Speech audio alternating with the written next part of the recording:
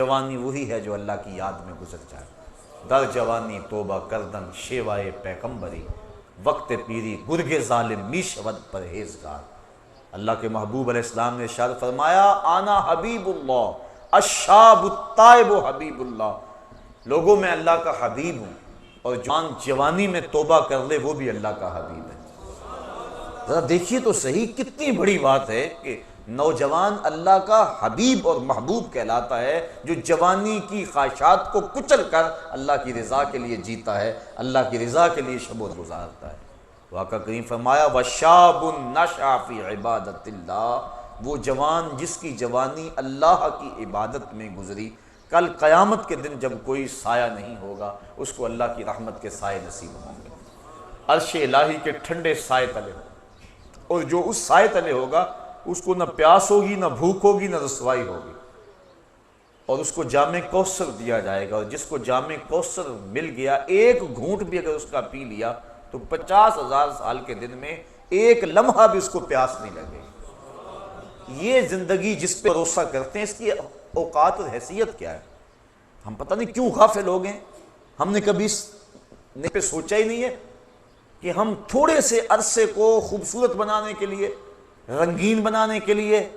پر آسائش بنانے کے لیے اس زندگی کو برباد اور تباہ کر لیتے ہیں جو ابدی اور سرمدی اور نہ ختم ہونے والی۔ آپ ذرا اندازہ کیجئے ہماری ساری زندگی کتنی ہے؟ 50 سال 45 سال ایوریج نکالی ہے ماہرین نے بر صغیر کے لوگوں کی زندگی، چلو 50 سال لگا لو، 60 سال لگا لو، 70 سال لگا لو، یہ کل زندگی ہے نا، اگر تبھی زندگی پائیں تو اتنی زندگی 70 سال لگا لو، چلو 80 سال لگا لو، لیکن آخرت کا ایک دن، صرف ایک دن 50,000 سال کا۔ تو ذرا تصور تو کریں، ذرا کیلکولیٹر لے کے کسی دن حساب تو کرنا کہ یہ ساری زندگی ایک طرف اور 50,000 سال کا ایک دن ایک طرف، تو جو اس دنیا کو سنوار کے اس دنیا کو برباد کر لیتا ہے اس سے بڑا کوئی بے وقوف ہو سکتا ہے؟ اسے یہ یقین ہے کہ آخرت آنی ہے اور میں نے اللہ کے حضور پیش ہونا ہے اور ایک ایک عمل کا حساب ہونا ہے، اس نے چاہا تو بخش دے گا، اور اگر ہمارے اعمال کی ہمیں سزا ملے تو کوئی روک نہیں سکتا، ہم کوئی ایسی بات نہیں کر سکتے۔ حضرت عمر فاروق رضی اللہ تعالیٰ عنہ فرماتے ہیں کہ میں اس سے اتنا ڈرتا ہوں کہ اگر مجھے پتہ چلے کہ ساری دنیا جنت میں جائے گی، صرف ایک بندہ جہنم میں جائے گا، تو میں ڈرتا ہوں کہ کہیں وہ ایک میں نہ بن جاؤں، اور اگر مجھے یہ خبر ہو کہ سارے لوگ جہنم میں جائیں گے تو ایک بندہ جنت میں جائے گا، تو میں اللہ کی رحمت سے امید رکھتا ہوں کہ وہ ایک کبھی میں ہو جاؤں، میں اس کی رحمت سے یہ توقع اور امید رکھتا ہوں۔ تو یہ بات ذہن نشین رہے کہ بڑے بڑے لوگ جن کی زندگی تقوی طہارت سے عبادت تھی، وہ اپنی زندگی کتنی احتیاط سے گزارتے تھے، لیکن اس کے باوجود خشیت الہی کے جذبے کتنے تھے۔ ہم بھول گئے کہ مالک کی حضور پیش ہونا ہے، اور یہ بات پکی ہے اگر آنکھیں بند کر لیں اور دنیا کی مستی میں کھو جائیں اور پرواہ نہ کریں یہ الگ بات ہے، لیکن اس کا یہ مطلب نہیں ہے کہ وہ مرحلہ آنے والا نہیں ہے۔ بلی کو دیکھ کر کبوتر نہ آنکھیں بند کر لیتا، اس کی فطرت ہے، اور وہ یہ سمجھتا ہے کہ میں بلی کی نظروں سے اوجھل ہو گیا، لیکن 2 لمحوں کے بعد جب بلی کے خونی پنجے اس کے سینے کو چیر رہے ہوتے ہیں، پھر اسے پتہ چلتا ہے کہ میرا آنکھیں بند کر لینا، چشم پوشی کرنا مجھے بلی کے قہر و غضب سے بچا نہیں سکا۔ اسی طرح اگر ہم چند لمحوں کے لیے اپنی دنیا میں مگن ہو جائے، اپنے جہان میں لگ جائیں اور چشم پوشی کر لیں آخرت سے، تو کیا ہمارا آخرت سے، قبر سے، حشر سے، موت سے اور آنے والے جتنے بھی مراحل ہیں ان سے چشم پوشی کر لینا کیا ان معاملات کو ہمارے سے دور کر دے گا؟ وہ تو بدستور اپنی جگہ پہ کھڑے ہیں اور ہم لمحہ لمحہ موت کے قریب ہو رہے ہیں، اور کوئی پتہ نہیں کس وقت پیغام اجل آ جائے۔ موم کو آپ رکھ دیں دھوپ میں تو کتنی دیر تک اپنا وجود برقرار رکھ پائے گی؟ برف قطرہ قطرہ پگھل پگھل کے پگھل جائے گی، جب گنتی الٹی شروع ہو جائے تو پھر کام جلدی 0 تک پہنچ جاتا ہے۔ یہ سانسوں کی گنتی الٹی شروع ہے، زندگی کی برف پگھل رہی ہے، ہم سمجھتے ہیں ہم بڑے ہو رہے ہیں لیکن ہم چھوٹے ہو رہے ہیں، ایک ایک لمحہ ہمارا ایک ایک قدم اٹھنے والا موت کے قریب ہو رہا ہے، اور موت کے قریب ہم پہنچ رہے ہیں، لیکن اس کے باوجود کتنی دیدہ دلیری ہے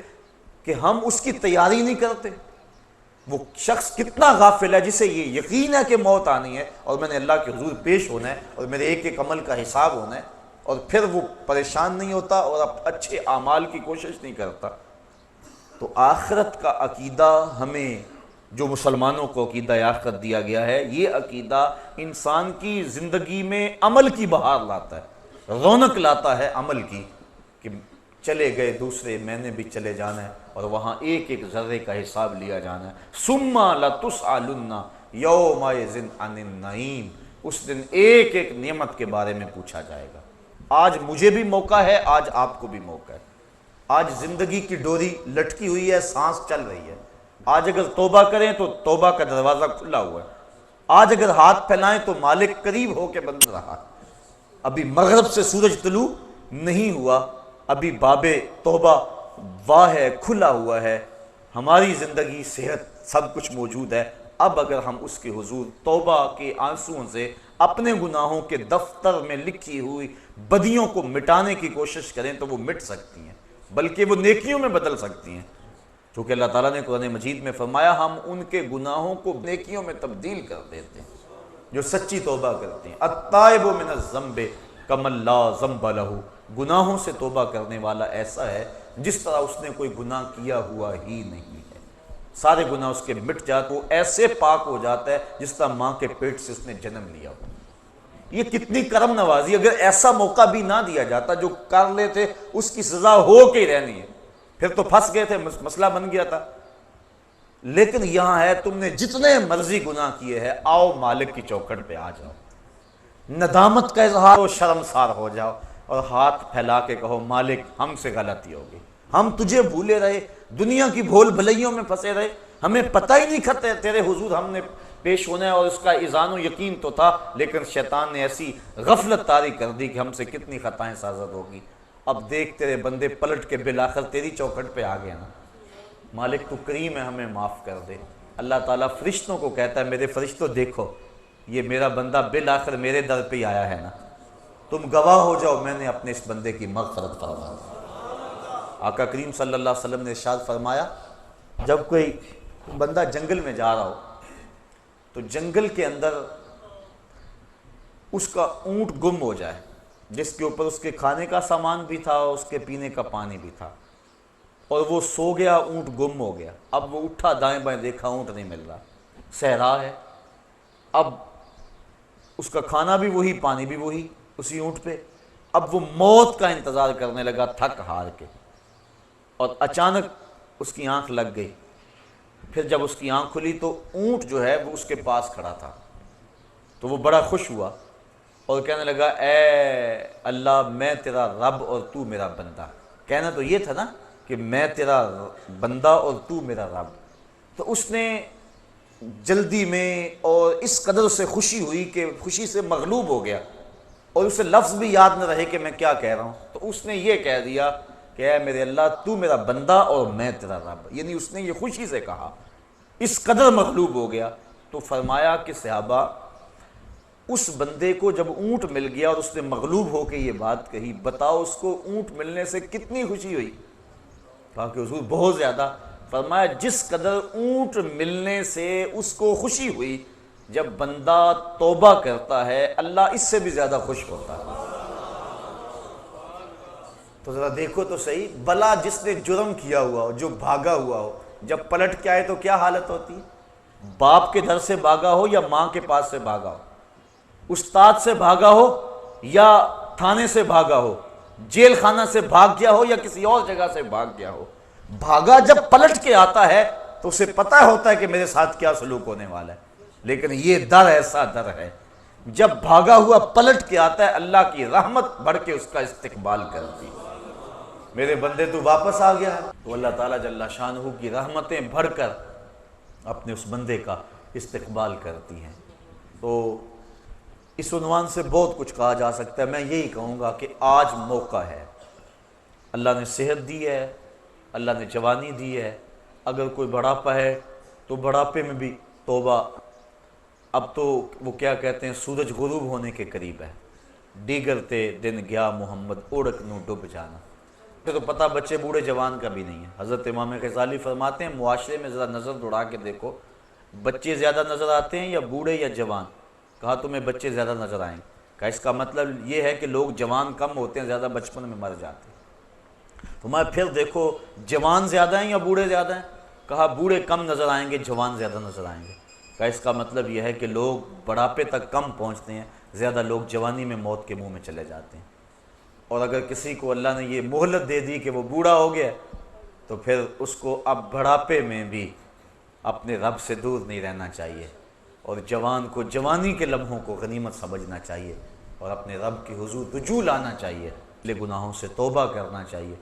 آخرت کا عقیدہ مضبوط سے مضبوط تر ہو، اور اسے یقین ہو کہ میں نے اللہ کے حضور پیش ہونا ہے۔ اور یہ عقیدہ اور یہ اذعان و یقین اس کو آخرت کی سختیوں سے بچا سکتا ہے، اس کی زندگی میں انقلاب لا سکتا ہے۔ میں اور آپ تیزی کے ساتھ موت کی طرف بڑھ رہے ہیں۔ پوچھا گیا نا زندگی اور موت کے بارے میں کیا خیال ہے؟ عرض کی فجر کی نماز پڑھی ہے، پتہ نہیں ظہر پڑھیں گے یا کہ نہیں۔ کہا اتنی لمبی امیدیں لگائے بیٹھے ہو، کہا ظہر پڑھی ہے، پتہ نہیں عصر پڑھیں گے یا کہ نہیں۔ کہا طول عمل کی بات کہی، کہا عصر پڑھی ہے، پتہ نہیں مغرب پڑھ سکیں گے یا کہ نہیں۔ ایک نے بولا ایک رکعت پڑھی ہے، پتہ نہیں دوسری رکعتیں بھی پڑھیں گے کہ نہیں۔ فرمایا یہ سب کچھ تم کہتے ہو، میں تو یوں کہتا ہوں ایک طرف سلام پھیرا ہے، پتہ نہیں دوسری طرف سلام بھی پھیر سکیں گے یا کہ نہیں۔ اور آپ دیکھتے ہیں کہ اچانک ایک بندہ موت کے منہ میں چلا جاتا ہے، ہم سمجھتے یار یہی تو بھی تھا تھوڑی دیر قبل، لیکن اچانک موت دبوچ لیتی ہے۔ تو قبل اس سے کہ وہ وقت آن پہنچے اور کوئی حجت باقی نہ رہے، مجھے اور آپ کو اپنے اعمال کی اصلاح کر لینی چاہیے۔ اللہ تعالیٰ نے موقع دیا، بار بار توبہ کا موقع دیا، اور اس انداز سے پچھلی امتوں کو سہولت نہیں تھی جس انداز سے امت مصطفیٰ کو عطا کی گئی تھی۔ اور پھر دوسری بات یہ ہے کہ تھوڑا بھی عمل کرو گے، اس امت کو یہ اعزاز بخشا گیا ہے، تھوڑے عمل پہ بڑا اجر و ثواب رکھا گیا۔ آقا کریم فرمایا ایک بندہ فجر سے ظہر تک کام کرتا ہے، اس کو 1 درہم ملتا ہے۔ ایک ظہر سے عصر تک کام کرتا ہے، وقت تھوڑا، اس کو آدھا درہم ملنا چاہیے لیکن اس کو بھی 1 درہم ملتا ہے۔ اور ایک بندہ عصر سے مغرب تک کے وقت میں کام کرتا ہے، اس کا وقت اس سے بھی تھوڑا لیکن اس کو 2 درہم ملتے ہیں۔ فرمایا پہلی مثال یہود کی ہے، دوسری مثال نصارہ کی ہے، اور تیسری مثال میری امت کی ہے۔ تو کیسی لوٹ سے لگی ہوئی ہے، اور ہم کتنے محروم ہیں۔ ہم ان چیزوں کے پیچھے بھاگ رہے ہیں جو ہمارے لیے پیدا کی گئی تھی، جو ہماری خدمت کے لیے پیدا کی گئی تھی، اور جن کی تخلیق کا مقصد ہماری ضرورت کی کفالت کرنا تھا، اور ہم ان کے پیچھے بھاگ رہے ہیں۔ بچہ جب شکم مادر میں 120 دن کا ہے، فرشتہ آ کے اس کا رزق لکھ جاتا ہے، تو جو لکھا گیا اس سے زائد 1 پیسہ بھی نہیں ملے گا، اور جب لکھا گیا اس سے قبل نہیں ملے گا۔ تو ہمارا یہ کام نہیں تھا جو ہم کر رہے ہیں، ہمارا کام تھا اپنے رب کو راضی کرتے اور اس آخرت کے دن کے لیے تیاری کرتے۔ ویسے ڈر تو رہتا ہے ہر شخص کو موت کا، امام غزالی فرماتے ہیں وہ بھی 3 طرح کا ڈر ہے۔ کچھ لوگ اس لیے ڈرتے ہیں کہ میں مر گیا تو میری زندگی کی لذتیں چھن جائیں گی، اب تو میرا وقار ہے، مسند ہے، عہدہ ہے، شان و شوکت ہے، زندگی کی لذتیں ہیں، دوست احباب کا ماحول ہے، خوش گپیاں ہیں، اگر میں مر گیا تو یہ سب کچھ جاتا رہے گا، اس وجہ سے وہ موت سے ڈرتا ہے۔ یہ ڈر انسان کی زندگی میں عیش و عشرت کو بڑھا دیتا ہے۔ بابر بعیش کوش کے عالم دوبارہ نیست، بابر عیش کر لو کہ زندگی بار بار نہیں ملے گی۔ یہ ڈر مذموم ڈر ہے۔ کچھ لوگ موت سے اس لیے ڈرتے ہیں کہ اگر میں مر گیا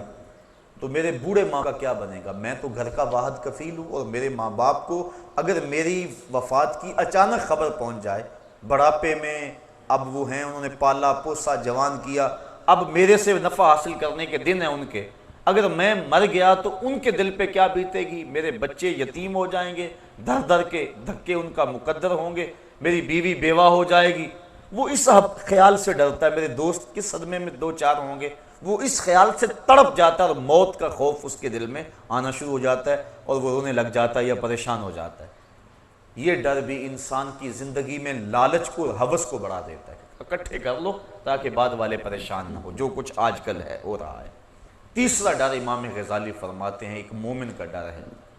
اور وہ سوچتا ہے اگر میں اچانک اب مر جاؤں تو میرے پلے کون سا نیک عمل ہے جو لے کر اللہ کے حضور پیش ہو سکوں گا؟ میرے پلے کمائی کون سی ہے؟ ماضی کو دیکھوں تو گناہوں سے لتھڑا پڑا، اعمال کا دفتر دیکھوں تو خالی، تو کون سی شے ہے میرے پلے؟ کس منہ سے جاؤں گا اپنے رب کے ہاں؟ حضرت سری سختی ایک بزرگ ہیں، حضرت جنید بغدادی کے شیخ اور ماموں لگتے ہیں رشتے میں، فرماتے ہیں میں تو اس بات سے ڈرتا ہوں کہ اپنے رب کا سامنا کیسے کروں گا، اس نے مجھے کیا دیا اور میں نے کیا کیا اس کے لیے۔ اور حضرت اقبال، علامہ اقبال کہتے ہیں میں تو اس بات سے ڈرتا ہوں کہ میں رسول کریم کا سامنا کیسے کروں گا۔ اور اللہ کی بارگاہ میں عرض کرتے ہیں تو غنی از ہر دو عالم من فقیر، روز معاشر عذر ہائے من پذیر، گر تو می بینی حسابم ناگزیر، از نگاہ مصطفیٰ پنہا بگیر۔ اے اللہ میرا حساب نہ لینا،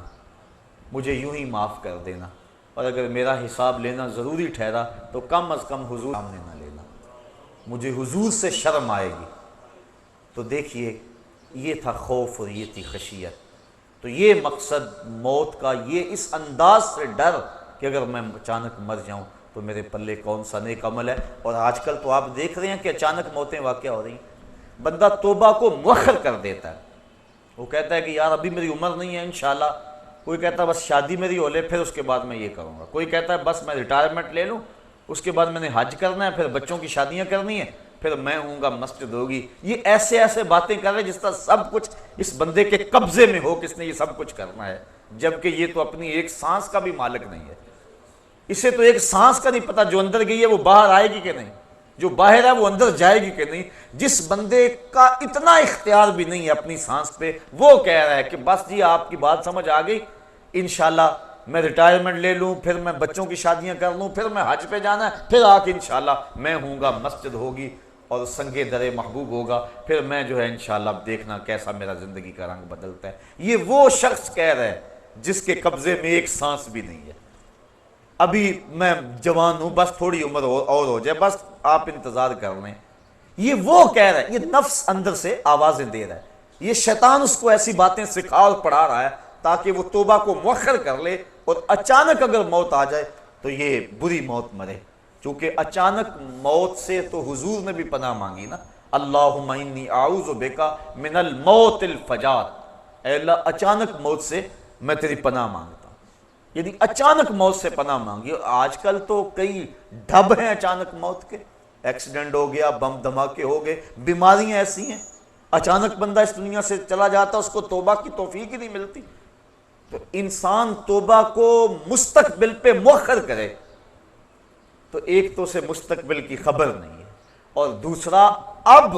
وہ مؤخر کر رہا ہے جو حالت اس کے دل کی اب ہے، تو اس کے باوجود وہ مؤخر کر رہا ہے، تو جب 4 سال گزر جائیں گے دل اور سخت ہو جائے گا، تو کیا پھر اس کو ہو سکتا ہے خیال بھی نہ آئے کہ میں توبہ کر لوں؟ تو جو حالات اب ہیں وہ شاید اس وقت نہ ہو، تو توبہ میں تاخیر کرنا یہ بھی بہت بڑی محرومی ہوتی ہے۔ تو اگر اللہ تعالیٰ کسی کو توفیق دے دے، اپنا راستہ دے دے، تو وہ ایک لمحہ بھی تاخیر نہ کرے، وہ اللہ کے حضور اپنے گناہوں سے معافی مانگ لے، یہی بندے کے لیے اعزاز ہے، اور یہی بندے کی حقیقی سرخروئی ہے۔ عقیدہ آخرت ایک بڑا وسیع مفہوم ہے، اور اس کے عنوان سے بہت کچھ کہنے والا تھا، لیکن آج کی اس نشست میں اسی عنوان سے کچھ باتیں میں آپ کی گوش گزار اس امید سے کی ہیں شاید کہ کسی دل میں اتر جائے میری بات، اور میں اور آپ اپنی زندگی کے اندر تبدیلی لانے کی کوشش کریں، اچھے لوگوں کی سنگت اور صحبت میں بیٹھیں اور اپنے معمولات کو بہتر رکھیں، برے لوگوں کی صحبت سے بچنا بہت ہی ضروری ہے، کیونکہ اللہ کے محبوب علیہ السلام نے ارشاد فرمایا المرء علی دین خلیلہ فلینظر احدکم من یخالل، ہر شخص اپنے دوست کے دین پہ ہوتا ہے، جب وہ کسی سے دوستی لگانے لگے تو وہ دیکھے کہ وہ کس سے دوستی لگا رہا ہے۔ اس لیے ہم نے کسی سے تعلق جوڑتے ہوئے پہلے دیکھنا ہے کہ اس کے معمولات کیا ہیں، اگر کوئی غافل ہے تو پھر نمازی کو بھی وہ غافل کر دے گا، اور اگر کسی نماز پڑھنے والے سے دوستی ہے تو پھر ایک دن وہ اس کو کھینچ کے مسجد کی طرف لے جائے گا۔ اس لیے میں اور آپ اپنی دوستیاں، اپنے دائیں بائیں کے ماحول، اچھے لوگوں کی سنگت اور صحبت اختیار کیا کرو،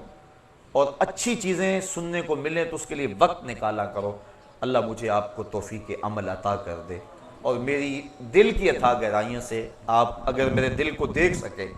تو میرے دل کے اس وقت جذبات کیا ہیں، میرے دل کی اتھا گہرائیوں سے آپ سب کے لیے، اس مجلس میں موجود نوجوانوں کے لیے بالخصوص بے پناہ محبتوں کے جذبات ہیں، اور میرے دل کی آرزوئیں اور تمنا یہ ہے مالک ان سب ساتھیوں کو اپنے عرش کا ٹھنڈا سایہ نصیب فرما دے، اور یہ تبھی ممکن ہے کہ ہم اپنی زندگی کو بدلیں۔ تو بات یہاں سے چلی تھی وَشَابٌ نَشَأَ فِي عِبَادَةِ اللَّهِ، وہ جوان جس نے جوانی اللہ کی عبادت میں گزاری۔ اور اگلا فرمایا وَرَجُلٌ قَلْبُهُ مُعَلَّقٌ بِالْمَسَاجِدِ، وہ آدمی جس کا دل مسجد ساتھ لگا رہتا ہے، اس کو ڈھونڈو تو مسجد میں ملے گا، تلاش کرو تو اللہ کے گھر میں ہوگا۔ لوگ تو کہتے ہیں فلاں مسیتڑ ہو گیا ہے، لیکن اس مسیتڑ کی قدر و قیمت کا کل قیامت کے دن خبر ہوگی، پتہ چلے گا۔ اور چوتھا شخص وَرَجُلٌ دَعَتْهُ امْرَأَةٌ ذَاتُ مَنْصَبٍ وَجَمَالٍ فَقَالَ إِنِّي أَخَافُ اللَّهَ، وہ مرد، وہ جوان جس کو کسی عورت نے دعوت گناہ دی، اور وہ عورت بھی معمولی نہیں تھی، ذات و منصب و جمال، حسن کی پیکر تھی اور صاحب منصب تھی، اس نے اس کو اپنی طرف لبھانا چاہا۔ اب اس نوجوان نے کیا اس کی پیشکش کو قبول کر لیا؟ قدموں میں بچھتے ہوئے حسن کو اس نے ٹھکراتے ہوئے کہا انی اخاف اللہ، تیری بات کیسے مانوں، مجھے خدا سے ڈر لگتا ہے۔ یہ کہہ کے اس نے حسن کی پیشکش کو ٹھکرا دیا۔ حضور فرماتے ہیں کل قیامت کے دن جب کوئی سایہ نہیں ہوگا، اس جوان کو اللہ اپنے عرش کا ٹھنڈا سایہ نصیب فرمائے گا۔ کام اس نے بہت بڑا کیا، بہت بڑی بات تھی جو اس نے کی، اور یقیناً اس کو اس کا صلہ کل قیامت کے دن عطا کیا جائے گا۔ وَرَجُلَانِ تَحَابَا فِي اللَّهِ اجْتَمَعَا عَلَيْهِ وَتَفَرَّقَا إِلَيْهِ، اور وہ دو آدمی جو اللہ کے لیے جیے،